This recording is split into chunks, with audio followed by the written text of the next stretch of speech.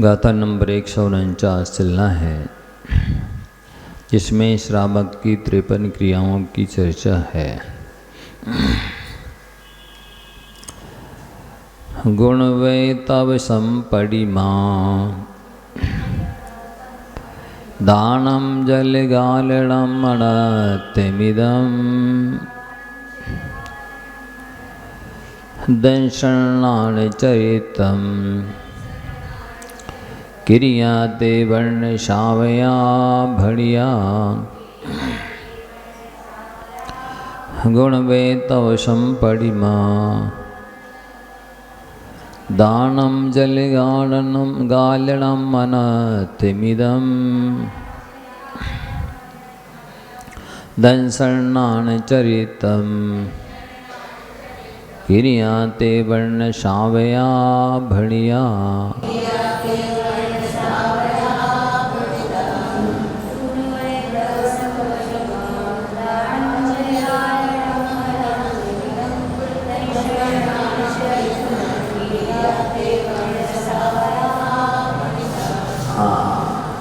अब श्रावक की 53 क्रियाओं की चर्चा यहाँ है।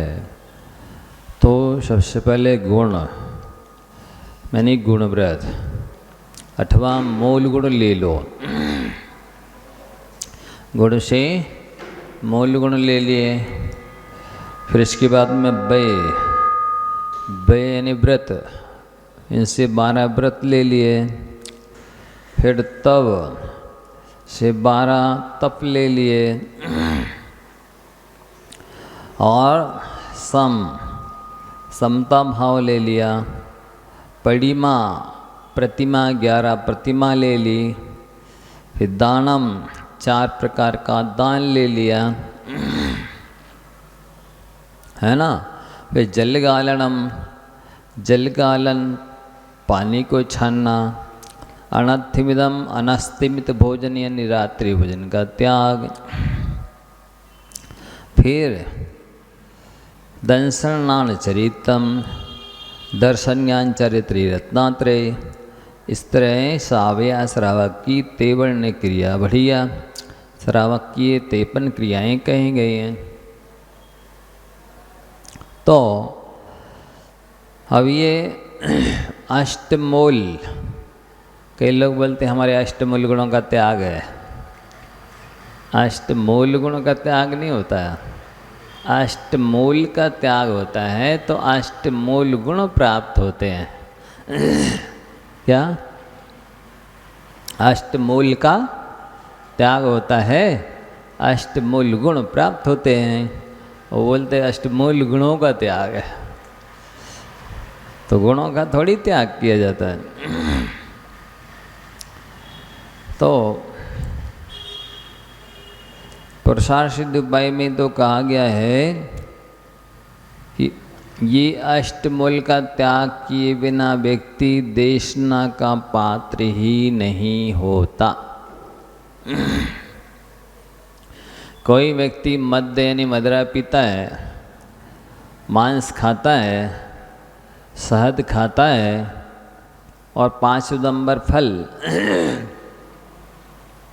बड़, पीपल, उमर, कठुमर, पाकल, ये 5 उदंबर फल हैं। यदि इनका सेवन व्यक्ति करता है तो वह कितने शास्त्र सुने, कितने प्रवचन सुने, लेकिन वो जिनवाणी उसको समझ में आएगी नहीं। सुन लेगा, मान लो ज्ञानावरण क्रम का सत्संग है, समझ ले तो उसको याद नहीं रहेगी। याद रख ले तो उसको श्रद्धान नहीं होगा। श्रद्धान कर ले तो जीवन में नहीं उतरेगी। ऐसा है ये। तो अष्टावनिष्ट दुस्तर दुरिता यत्नान्यमुनि परिवर्जे, जिन धर्म देश नाया श्रद्धा भवंती पात्राणी शुद्ध दिया। इन 8 को उन्होंने अनिष्ट कहा है, 5 उदंबर और 3 मकार को। कोई कोई लोग तो कहते 3 मकार तीनों मक्कार, तीन मकार, तीनों मक्कार।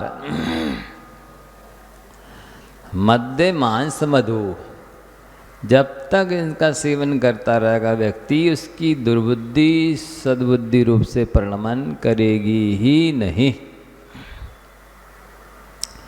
कई लोगों को देखा कि जिनको 50 वर्ष स्वाध्याय करते सुनते हो गए और पूजन करते हो गए, लेकिन उनके आचार विचार में अंतर नहीं आया। क्यों नहीं आया? इसलिए कि इसका दो कारण हैं इसके। एक तो अन्याय का धन उन्होंने अपने कब्जे में कर रखा है, जो उनके अधिकार का स्वामित्व में नहीं था, उस धन को उन्होंने अपने अंडर में कर लिया है। तो वो चाहे लाखों करोड़ों किलोमीटर दूर क्यों ना हो वो धन या जमीन, लेकिन वो लाखों करोड़ों किलोमीटर दूर रहने वाली धन और जमीन उसकी बुद्धि को दुर्बुद्धि में बदल देगी। इतनी कैपेसिटी है उस धन के अंदर। केवल आपने अपने अधिकार में कर लिया कि वो मेरी है। अब वो जमीन तो वही है, या किसी लॉकर में या बैंक में पैसा या सोना इत्यादि रखा हुआ है, लेकिन वो एक कॉन्टेक्ट आपका जुड़ गया ना कि मेरी है, तब और वह है नहीं आपकी, है तो किसी दूसरे की, तो वो आपकी सद्बुद्धि को दुर्बुद्धि में बदल देगी और बुद्धि को सद्बुद्धि होने ही नहीं देगी। इतनी कैपेसिटी है उसके अंदर। दूसरे के हिस्से की कोई भी चीज़ हो, जमीन जायदाद, सोना चांदी, वस्त्राभूषण, भोजन पान, उसको आप अपने अधिकार में करोगे, आप उसका भोग करोगे, तो वो चीज़ आपकी बुद्धि को दुर्बुद्धि में बदल देगी और साथ ही वो आपके शरीर के लिए भी डाइजेस्ट नहीं होगी। उसको आप खा लेंगे तो या तो पीप बनेगी या पानी बनेगी। ये मान लो और पुण्य है तीप की वो डाइजेस्ट हो जाए, धातु उपधातु रूप परिणमन कर जाए, तो भी उस बुद्धि उस भोजन इत्यादि से जो शरीर में एनर्जी बनी है, उस एनर्जी के द्वारा आप धर्म ध्यान तो नहीं कर सकेंगे। उस एनर्जी के द्वारा आप पाप ही करेंगे, अन्याय करेंगे, भोग भोगेंगे, अनीति रूप आचरण करेंगे और वो भोजन आपके लिए धर्म ध्यान तो नहीं होने देगा। उसको खा पी करके आप आर्द्र रौद्र ध्यान ही करेंगे, इतनी उसमें कैपेसिटी है जड़ में। एक भिन्न द्रव्य अचेतन द्रव्य होते हुए भी उसमें ऐसी कैपेसिटी है। तो अन्याय का धन और अवक्ष भक्षण, ये दो चीज़ें जब तक नहीं छोड़ोगे तब तक सम्यक दर्शन तो होने वाला नहीं है। अन्याय का धन और अवक्ष भक्षण कोई भी हो, इतना प्रभाव एक द्रव्य का दूसरे द्रव्य पर पड़ता है। अब कोई कहे एक द्रव्य दूसरे द्रव्य का कुछ नहीं करता, तो ये कहना सर्वथा गलत है। आप देखो, शराब पी लेता कोई व्यक्ति मतवाला हो जाते कि नहीं हो जाता? तो उसने कुछ किया है कि नहीं किया है? किया ना, पूरी कर दिया। पूरे ज्ञान को, सम्यक ज्ञान को मिथ्या ज्ञान रूप प्रणमा दिया, स्वभाव को विभाव रूप प्रणमा दिया। इतना प्रभाव पड़ता है द्रव्य का। द्रव्य में कोई भी सामग्री ले लो, भोजन की सामग्री, कोई व्यक्ति ले लो, कोई जीव ले लो, कोई अजीव ले लो, क्षेत्र का द्रव्य में तो हमने ये बता दिया कि भोजन इत्यादि है या कोई पुद्गल द्रव्य है या कोई भी व्यक्ति है, और क्षेत्र में स्थान का भी बहुत प्रभाव होता है। कई लोग कहते हैं हम तो घर ही में पाठ कर लेते, पूजा कर लेते, टीवी में ही अभिषेक देख लेते, तो ये कहना ठीक नहीं है। अब ये कोई आकर के इसमें टकरा गया ना, आँख में इतनी में अंतर हो गया ना, तो बहुत फर्क पड़ता है। श्रवण कुमार अपनी माता पिता को कामर में बिठा के तीर्थ यात्रा करने ले जा रहे थे। उस स्थान पर पहुँचे जहाँ पर महाभारत युद्ध हुआ था कुरुक्षेत्र की भूमि में, तो उनके भाव होगा, अरे ये भार कब तक ढोते रहेंगे, अब माता पिता को ही मार डाला जाए। और उन्होंने अपने भाव अभिव्यक्ति भी कर दिए, बोल बता भी दिए, और जब बताया तो उन्होंने कहा कि बेटा कोई बात नहीं, थोड़ा और आगे तक ले चलो, इसके बाद जो तुम्हें करना वो कर देना। और जैसे ही वो स्थान पार किया, क्रॉस किया, भाव बदल गए। अरे कहाँ तो मेरे उपकारी माता पिता में तीर्थ यात्रा करा रहा था, और कहाँ इनको मारने के भाव आ गए। तो वो उस क्षेत्र की वजह से उनके भावों पर प्रभाव पड़ गया। इतना प्रभाव डालता है क्षेत्र। और है ही, आप देखो ना, ऑपरेशन आप जाकर के मेडिकल में भी, घर में तो कराते नहीं, दुकान में ऑफिस में कराते नहीं, किचन लैट बात में कराते नहीं, ड्राइंग रूम में भी नहीं कराते, मेडिकल में कराओगे। मेडिकल में भी जिस किसी कक्ष में नहीं होता है, ऑपरेशन थिएटर होता है, ओटी बोलते, उस कक्ष में ही होगा। तो इसका मतलब प्रभाव तो है उसका। मंदिर का क्षेत्र अलग है, किचन का क्षेत्र अलग है, दुकान का, ऑफिस का अलग है, घर का अलग है, बाजार का, मार्केट का, क्षेत्र का प्रभाव, काल का भी प्रभाव होता है। आप देखो जैसी दीपावली आती है और किस तरह से लोग साफ सफाई में और ये सब, मतलब भोजन पान इत्यादि में अलग तरह का भाव वातावरण बन जाता है। हाँ, सुबह मान लो या कल सुबह दीपावली, निर्माण कल्याणक महोत्सव मनाया जाना है, तो एक अलग प्रकार का उत्साह है, उल्लास और वो तैयारी होती है। और बस जैसे ही हुआ भाव बदल जाते हैं। जैसे आया कि आज रक्षाबंधन है या 10 लक्षण हैं, अष्टांगिक है, षोडश काल लग रहे हैं, एक अलग भाव हो जाता है।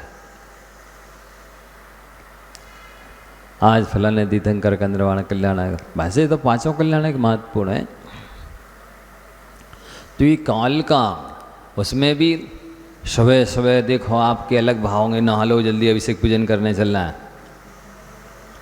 और जैसे ही वो काल निकला, अब भूख लगाई, नाश्ता करना है,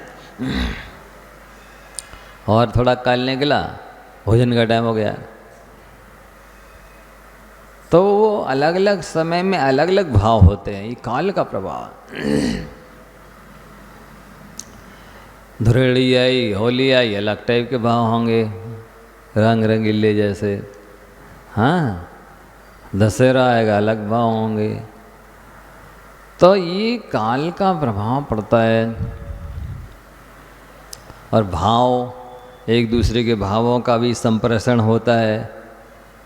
आप घृणा रखते हैं तो घृणा हो जाएगी, आप मतलब जुगुप्सा रखते कि हास रखते कि रति रखते कि अरति रखते, वैसे भावों का संप्रेषण है, ये इतना प्रभावी होता है।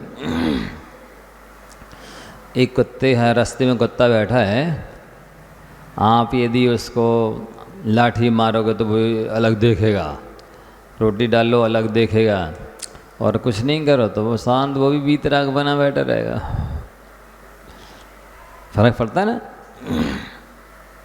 आप राग द्वेष नहीं कर रहे, वो भी नहीं करेगा। तो ये भावों का संप्रेषण है।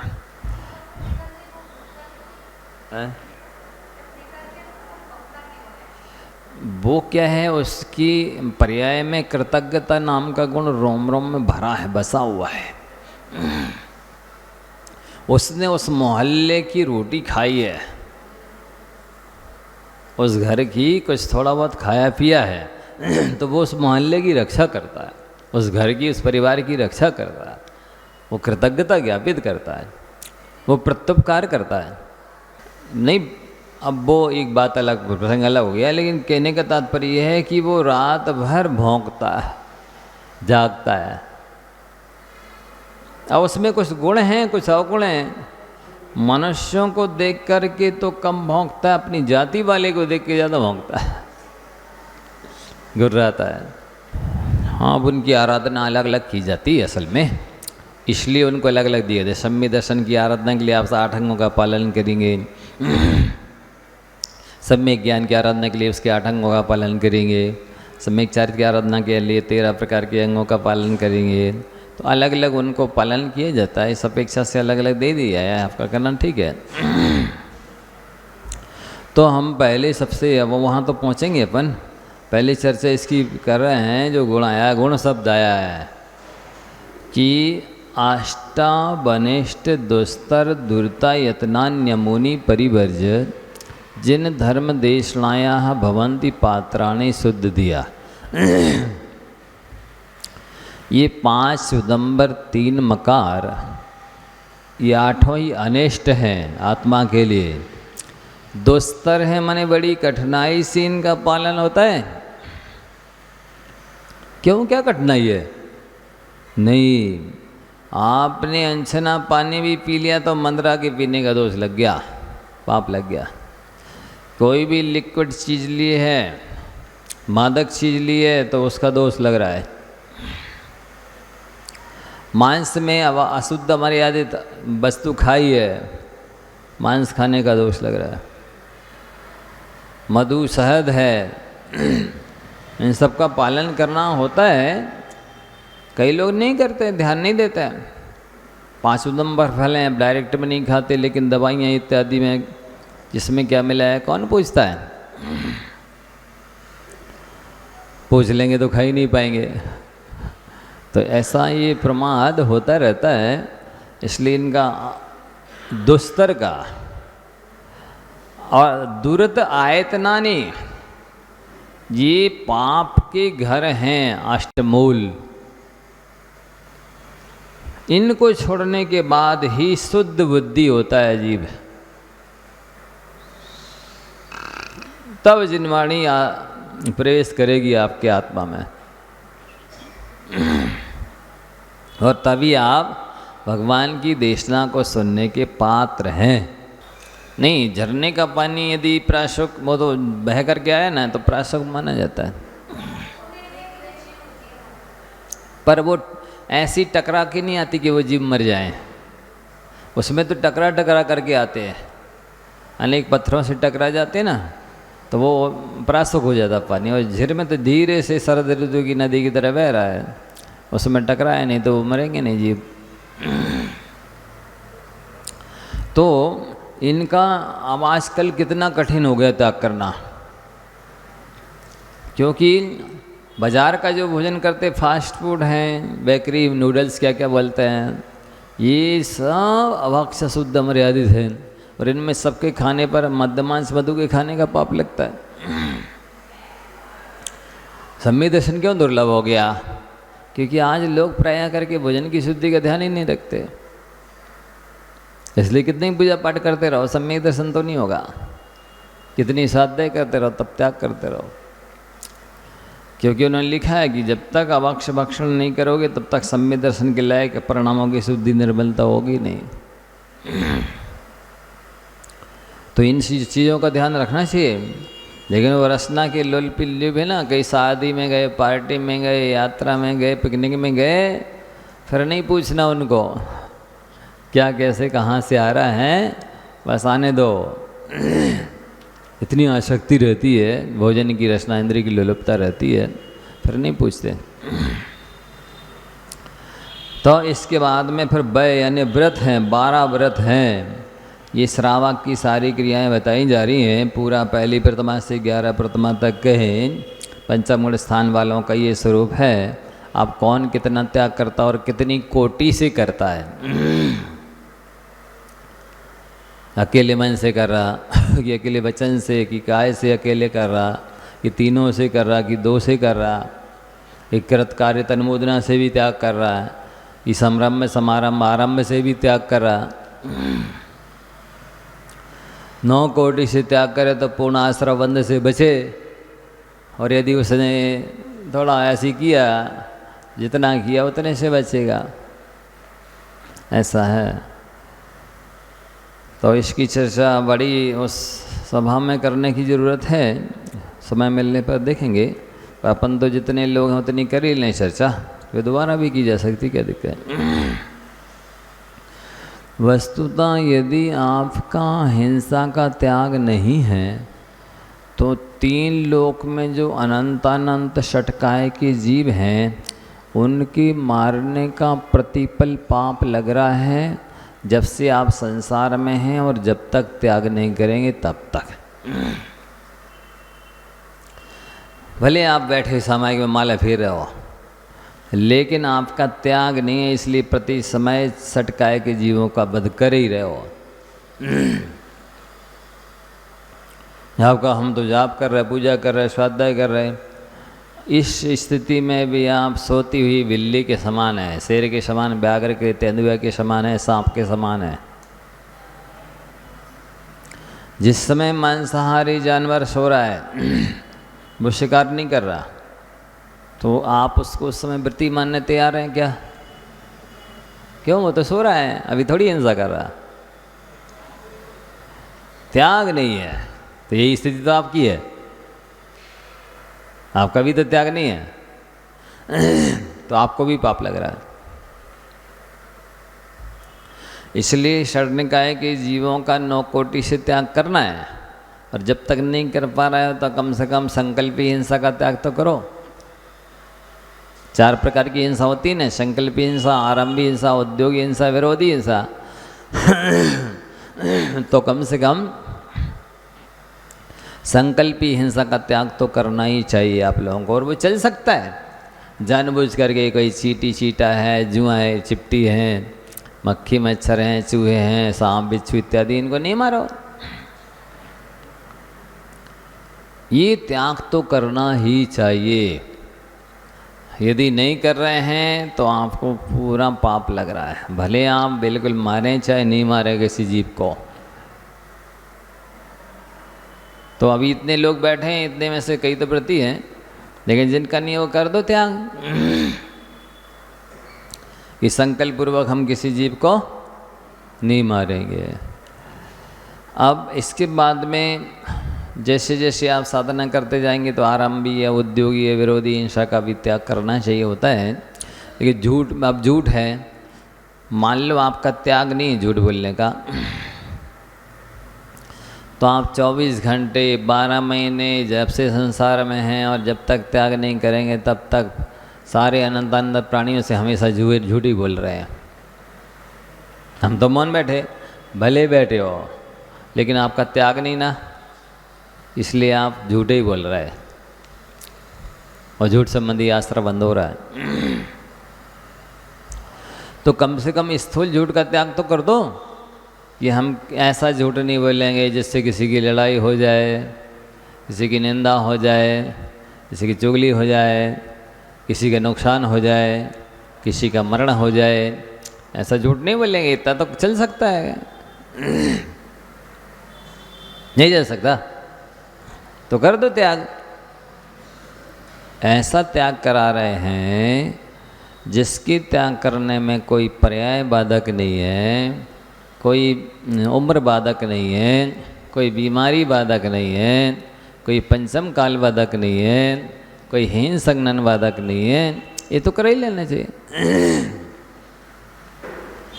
वैसे किसी से कहा जाए सामान्य लोग जिनकी नहीं है प्रतिमा, प्रतिमा ले लो, अरे हम नहीं ले सकते, वो तो बहुत कठिन काम है, हुआ समझते हैं।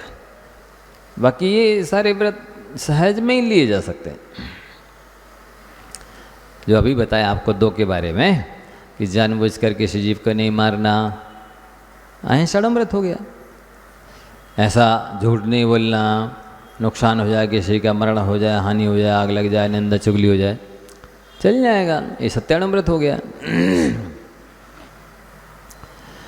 और किसी की गिरी हुई, पड़ी हुई, भूली हुई चीज़ को हम बिना दिए नहीं लेंगे। हमारा अधिकार नहीं है, स्वामित्व तो नहीं है, तो हमें लेना ही नहीं चाहिए। और यदि आपका त्याग नहीं है तो आप पूरे संसार की 24 घंटे 12 महीने जब से त्याग नहीं, जब तक त्याग नहीं है, चोरी कर रहे हैं। नहीं नहीं, जीवन भर के लिए त्याग कर दो, अच्छा है। हाँ, वैसा भी कर सकते हैं, प्रतिदिन भी कर सकते हैं, घंटे घंटे आधा घंटे के लिए भी कर सकते हैं, 1 मिनट के लिए भी कर सकते हैं, 1 सेकंड के लिए भी कर सकते हैं, आजीवन भी कर सकते हैं। तो ऐसे त्याग कर ही देने चाहिए। गिरी पड़ी भूली हुई चीज़ को नहीं लेंगे, ये चौर्याण व्रत हो गया। और यदि आपका ब्रह्मचर्य व्रत नहीं है तो आप जितने भी मान लो पुरुष हैं, तो जितने स्त्री वेदी हैं या पुरुष नपुंसक सबके साथ कुशील करे ही रहे आप 24 घंटे। जब तक त्याग नहीं है तब तक पाप ही लग रहा है, अनादिकाल से क्या अनंत काल तक। आप कहें हमने तो किसी के स्पर्श किए नहीं, भले नहीं किया, त्याग भी तो नहीं किया। त्याग नहीं है तो आपको सबके साथ बेविचार करने का पाप लग रहा है। पूरे जीव, चाहे स्त्री हो, चाहे पुरुष हो, चाहे नपुंसक हो, सबके साथ बेविचार करने का पाप लग रहा है। तो इसलिए नियम ले लो कि जिसके साथ शादी हुई या होगी उसको छोड़कर अन्य का, बाकी का सबका त्याग, या नहीं कराना शादी तो आज से अब ब्रह्म का त्याग कर ही देना चाहिए। और नहीं कर रहे हैं तो आप कुशील सेवन कर रहे हैं 24 घंटे, और ये के साथ नहीं कर रहा है, सारे प्राणियों के साथ कर रहा है, क्योंकि त्याग नहीं ना। कितना पाप बांध रहा है संयम से, आप बताइए। तो ये नियम ले लेना चाहिए कि हम एक स्त्री को छोड़ के अन्य का त्याग, जिसके साथ शादी हुई उसके अलावा अन्य का त्याग, या जैसे नहीं कराई तो पूरा त्याग, स्त्री कुशील का त्याग। बिना त्याग किए तो पुण्य मिलने वाला है नहीं, बिना त्याग किए तो पाप की नजरा होने वाली है नहीं। बुद्धिपूर्वक संकल्प तो लेना ही होगा। कई लोग कहते हैं अच्छा आप कह रहे हैं ये काम बुरा है तो हम नहीं करेंगे, लेकिन हम नियम नहीं लेंगे। है तो नियम नहीं लोगे तो आप में और नारकी में क्या अंतर है, आप में और पशु में क्या अंतर है, आप में और देव में क्या अंतर है, आप में और असंयमी मनुष्य में क्या अंतर है, ये बता दो हमें। किस अपेक्षा से आप उनसे अपने आप को विशिष्ट मान रहे हो?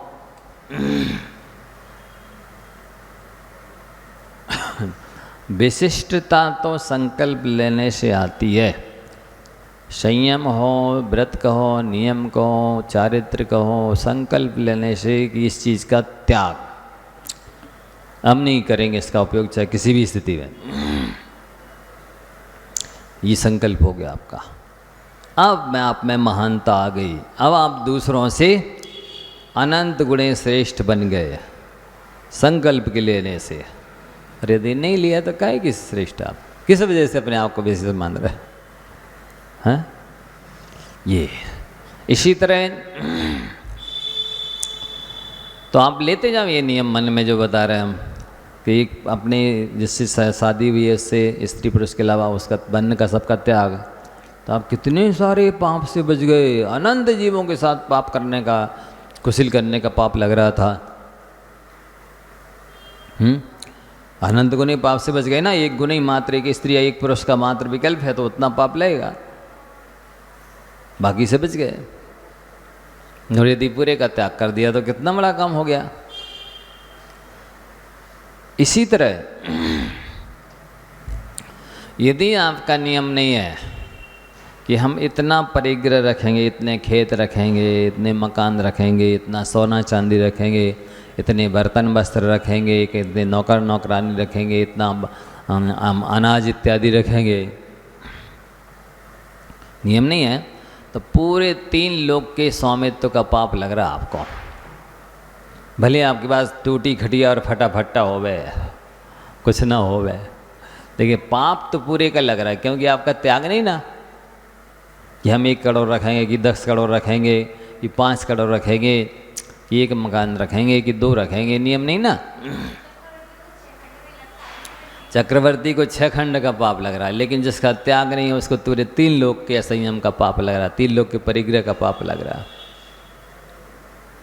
इसलिए कहते हैं कि इनसे ले लो प्रतिमा संकल्प, ले लो, बहुत सरल हैं। नहीं नहीं महाराज जी, बाद में सोचेंगे, अभी तो छोटे बाल बच्चे हैं। ये अज्ञान है केवल, और कुछ नहीं है, अविवेक है। अरे इसमें कौन से छोटे बच्चे और बड़े बच्चों में फर्क पड़ता है? निष्प्रयोजन का पाप बांध रहे, कौन सा काम में रुक रहा है आपका? लिमिट कर लो, सीमा कर लो, परिमाण कर लो, तो कोई काम रुकता नहीं। लेकिन अज्ञानी लोग नहीं समझते। तो ये 5 अणुव्रत हो गए आपके, यदि अपने लिमिट कर लिया, सीमा कर ली तो। इसी तरह आपका यदि दिग्व्रत नहीं है कि हम भारत में ही रहेंगे पूरे जीवन भर, तो पूरे 3 लोक में 24 घंटे 12 महीने अनादिकाल से लेकर जब तक त्याग नहीं तब तक पूरे 343 घनराजु प्रमाण लोक में घूमने का पाप लग रहा है। और पूरे संसार में जितनी भी ट्रेनें चल रही हैं, 4 व्हीलर चल रहे और 2 व्हीलर चल रहे हैं, और जितने वाहन चल रहे हैं उनके द्वारा जो हिंसा हो रही है उन सब के पाप लग रहा है आपको। जितने भी कारखाने हैं, मिले हैं, जहाँ जहाँ हिंसा हो रही है उन सब का पाप आपको लग रहा है, क्योंकि आपके जाने आने का त्याग नहीं ना। उन सब वाहनों पर बैठने का पाप लग रहा है। ले लो सीमा की, भारत के बाहर नहीं जाएंगे, जाने भी नहीं।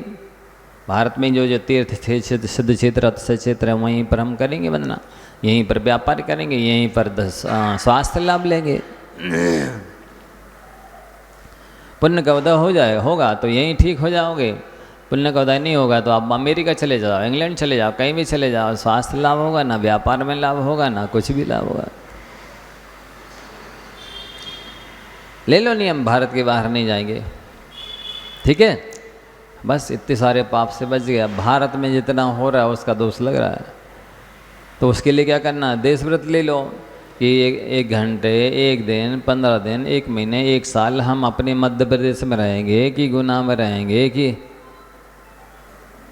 रोजाना के हिसाब से पुण्य लेगा। ये सेवन खाता है, वो एफडी है। यदि आप आजीवन त्याग करते हैं तो एफडी बनाना है, फिक्स्ड डिपॉजिट में पैसे जमा करते तो ब्याज ज़्यादा लगता ना, और सेविंग खाता में डालो तो थोड़ा 2-3% का सामान्य ब्याज लगता। तो ठीक है, नहीं की अपेक्षा ठीक है, रोज भी कर सकते हैं, लेकिन आजीवन करने वाला छत्री होता है, रोज करने वाला बनिया होता है। वो तो पक्की बात है, कोई भी चीज़ का आजीवन त्याग ये छत्री वृत्ति है। इतने दिन का इतने दिन का नियम ले, इतने दिन का नियम ले, ये सब बनिया है, वैश्य वृत्ति है, व्यापारिक है। उसमें विशेष विशुद्धि, श्रद्धा और वैराग और सब कुछ विशिष्ट होता है। किसी भी चीज़ का आजीवन त्याग कर दो, नहीं ये 2-2, 3-3 बार दिन में बाजे बज रहे, उल्टे बाजे, फिर वैराग नहीं हो रहा है। इतनी मर रहा है एक गुना में प्रतिदिन, 2, 4, 5 लाइन लगी रहती है, हैं? ऐसे ही निकल जाएगी एक दिन अपनी भी, और क्या होगा। सुनते रहते, देखते रहते, फिर भी वैराग होते ही नहीं, ये ऐसे ही निकल जाना एक दिन। इसके पहले कुछ कर लो। तो दिग्व्रत का महत्व समझ में आ रहा है? देश व्रत का महत्व है कुछ भी नहीं, जहाँ से जहाँ तक भारत की सीमा है बस वहीं रहेंगे हम, खत्म। बस नियम कर लो, संकल्प कर लो, और कम करना तो अपने एमपी में रहेंगे, गुना में रहेंगे, ऐसा कर लो, सीमा कस तो से लिमिट कर लो। फिर इसके बाद देश व्रत दो तरह से होता है। एक तो क्षेत्र की और अंतर सीमा करना, कि अभी तो भारत के सीमा की थी देश व्रत में, अब देश व्रत में एमपी में रहेंगे कि गुना में रहेंगे कि एक मोहल्ले में रहेंगे कि एक घर में रहेंगे, अंतर सीमा कर लिए, देश व्रत हो गया। या फिर ऐसा लिमिट कर नियम भी करना कि जहाँ पर बीतराग देव शास्त्र गुरु नहीं होंगे वहाँ हम नहीं जाएंगे। या फिर ऐसा लिमिट करना कि जहाँ मेरे व्रत नहीं पलेंगे वहाँ हम नहीं जाएंगे। ये भी देश व्रत है। जहाँ पर देवशास्त्र गुरु नहीं मिलेंगे या व्रत नहीं पलेंगे वहाँ नहीं जाएंगे, ये भी देश व्रत है। हाँ हाँ कर सकते हैं, 1 महीने के लिए कर सकते हैं, 1 दिन के लिए कर सकते हैं, 1 घंटे के लिए भी कर सकते हैं, 1 मिनट के लिए भी कर सकते हैं, और 10 साल 5 साल के लिए कर सकते हैं, 20 साल के लिए कर सकते हैं, वो तो जितना आपको करना। समय के भी अनेक भेद हो जाएंगे। 1 सेकंड से लेकर के और जीवन के 1 घंटे पहले तक या 1 मिनट पहले तक, 1 सेकंड पहले तक, और स्थान के भी अनेक भेद हो जाएंगे। कोई सीमा कर रहा है कि हम मध्य प्रदेश में रहेंगे, कोई कह रहा है 4 जिले में रहेंगे, कोई कह रहा है 2 जिले में रहेंगे, कोई कह रहा है 1 जिले में रहेंगे, कोई कह रहा है 1 नगर में रहेंगे, कोई कह रहा है 1 मोहल्ले में रहेंगे, कोई बोल रहा है हम 1 घर में रहेंगे, कोई कह रहा है 1 कमरे में रहेंगे, कोई कह रहा है 1 पलंग पे रहेंगे, कोई कह रहा है 1 चौकी पे बैठेंगे हम इतनी देर।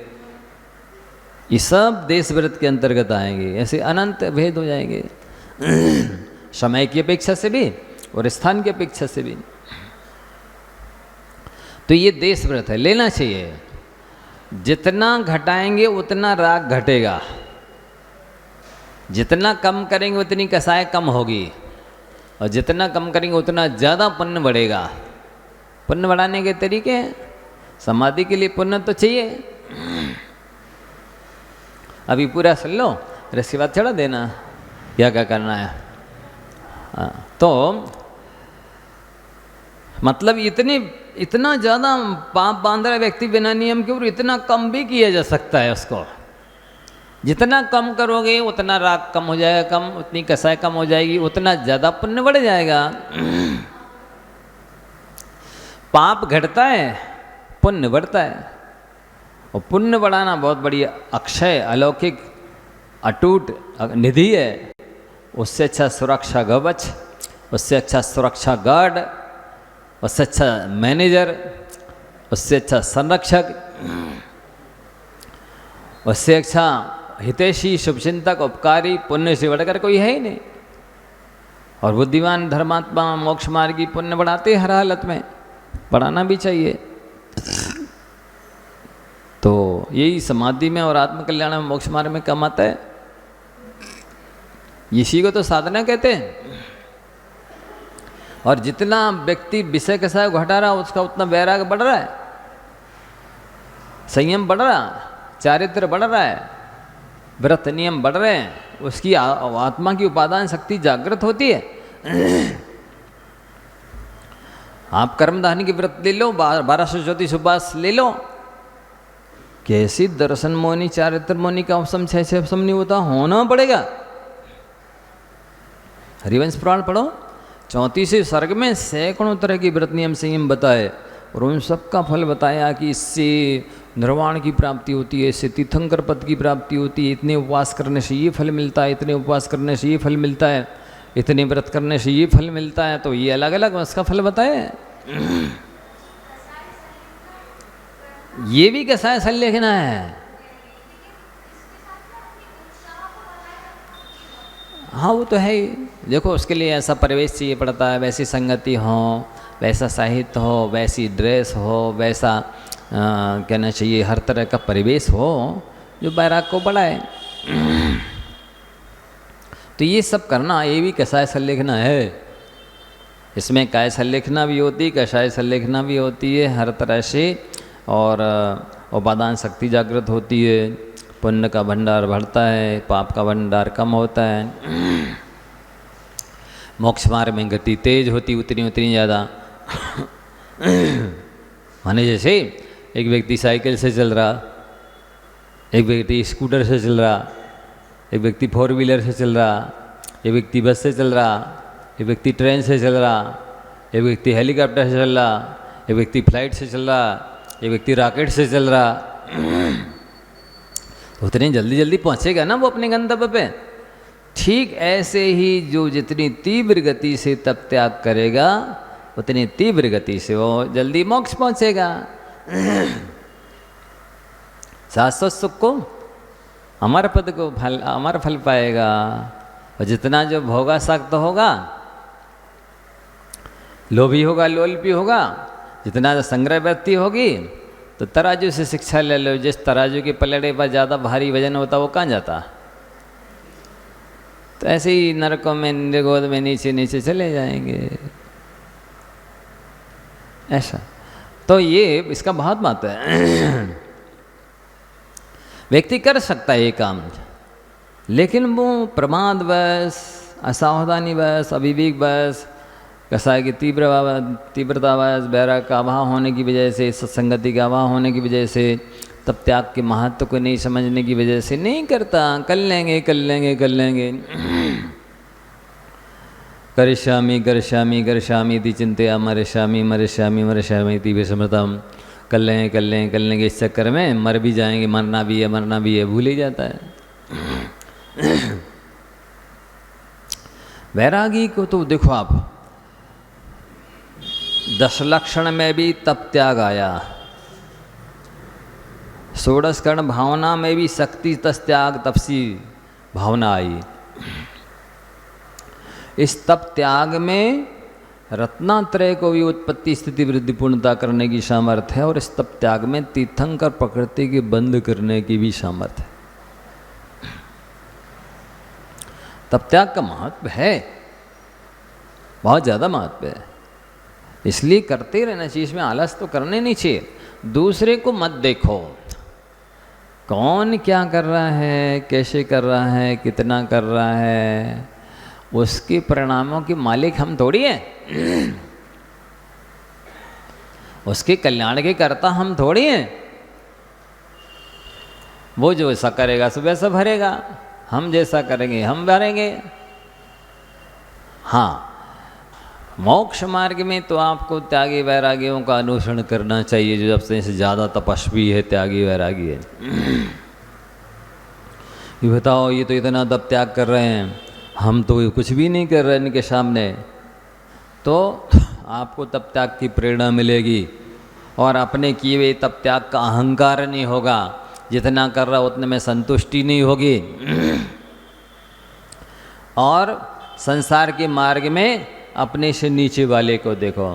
अरे हम तो कम से कम स्कूटर से चल रही, तो बेचारा साइकिल से चल रहा है, और साइकिल से चल रहे हो, अरे हम तो कम से कम साइकिल से चल रही, तो बेचारा पैदल चल रहा है।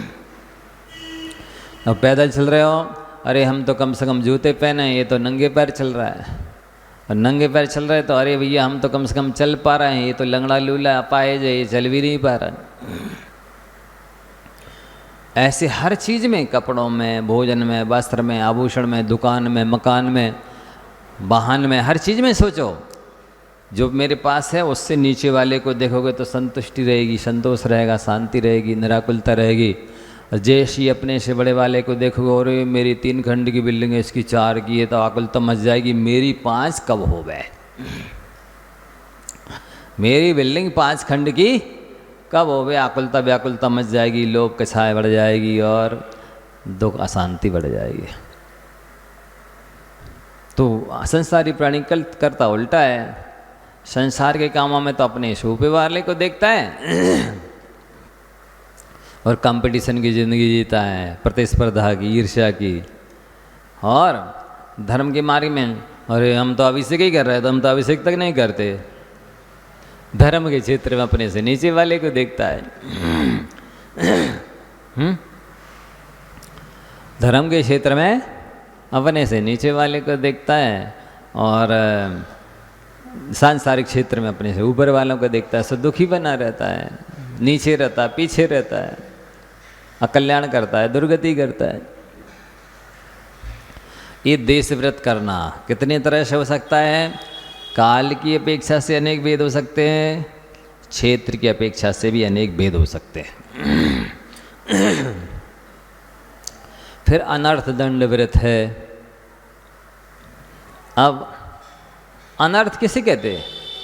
जिसका कोई अर्थ नहीं, जिसका कोई प्रयोजन नहीं, जिससे कोई लाभ नहीं, जिसको नहीं करेंगे तो हमारा कुछ रुकेगा नहीं,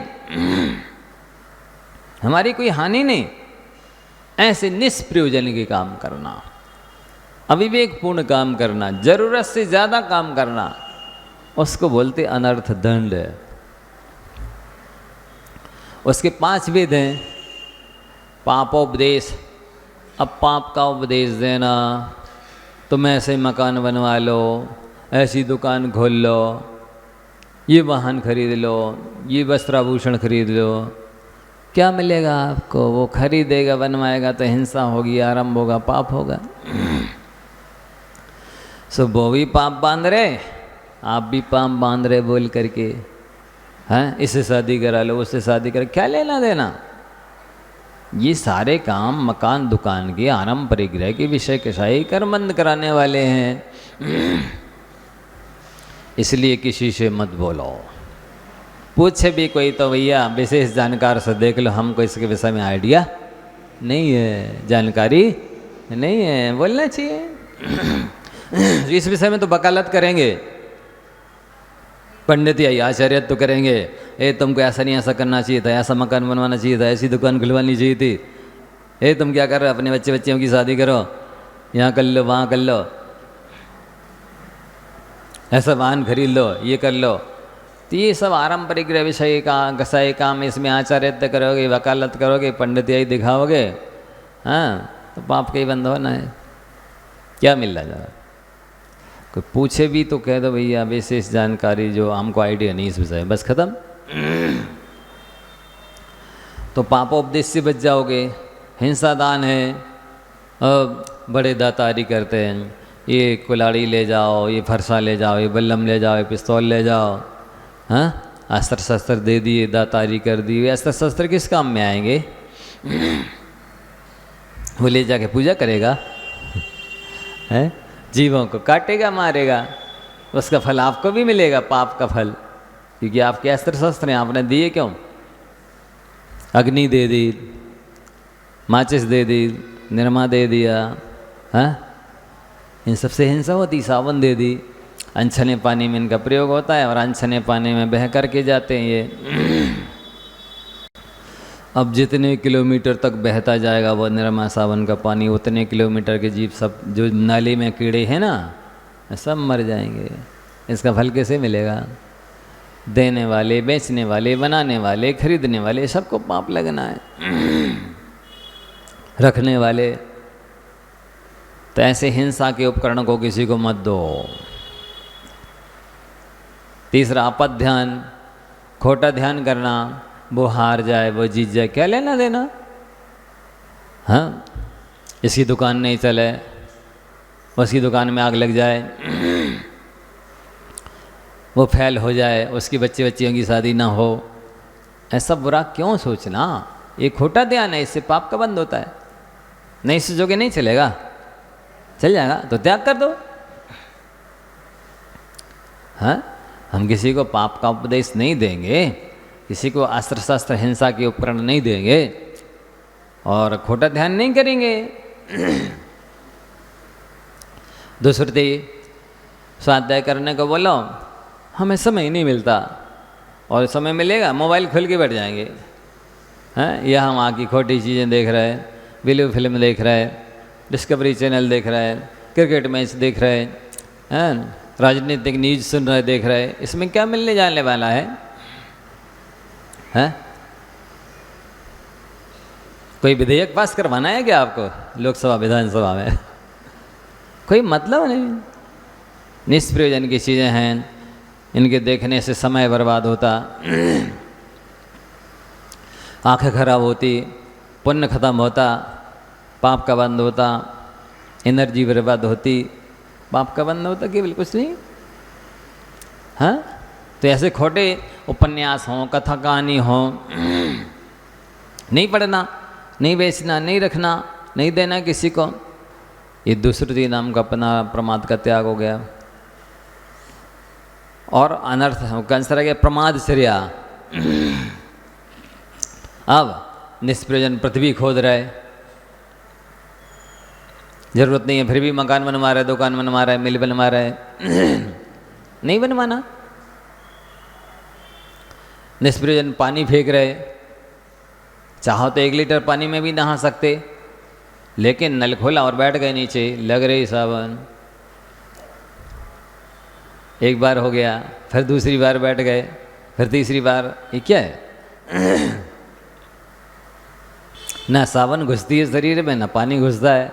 इधर से डाला इधर बह गया, नाली में चला गया, जीव मर रहे बेचारे तड़प तड़प के। 1 लीटर पानी में नहा सकते, 2 लीटर पानी में नहा सकते, बहुत ज़्यादा हो गया। गीली नैपकिन करी, निचोड़ी, शरीर में फैल ली, फिर थोड़े से पानी, साफ पानी में निचोड़ दी उसको, फिर एक बार निचोड़ के फैल ली, फ्रेश हो गया शरीर। नहीं, वो आते ही है। 10-5 मग्गे डाले, इसके बाद साबुन लगाना शुरू किया, फिर 10-5 मग्गे डाले, फिर साबुन लगाना शुरू किया, फिर 10-5 मग्गे डाले। ये मूर्खता नहीं तो क्या है? ये संयम अंधनंद प्रमादचर्या नहीं है, प्रमादचर्या नहीं है तो क्या है? इसलिए थोड़े से पानी से शुद्धि कर ली, बस सफाई हो गई। एक नैपकिन फेर लो गिल्ली करके, सारा कचरा मैल दूर हो जाएगा। 10 बार 10 मग्गा फेरने की जरूरत ही नहीं है। इधर डालो, 1 मिनट में नीचे उतर गया वो सब। क्या हुआ? जो कहते हो मैल लगा रह गया, जो गंदगी रह गई, इतना साना पानी में बर्बाद हो गया। 1 बूंद पानी में असंख्यात जीव होते हैं। वैज्ञानिक लोग 36,450 जीव मानते हैं एक बूंद पानी में। हमारे जैनाचार्य तो असंख्यात जीव बोलते हैं। अब आपने 10 मग्गा पानी डाला, कितने जीव मार डाले? एक तो ये मरे, और फिर निर्मा सावन का पानी नाली में बह के जा रहा, सो भी मरे।